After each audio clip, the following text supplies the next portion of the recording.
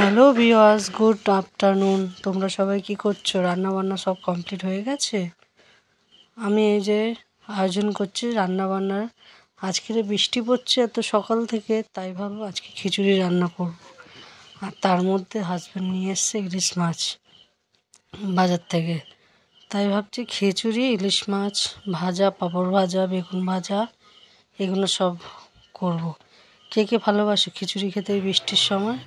Comment করে জানিও। কিন্তু আমাদের ঘরে তো সবাই ভীষণ পছন্দ করে খিচুড়ি, আর আমাকে তো যখন দেবে খিচুড়ি আমার তখনই ভালো লাগে।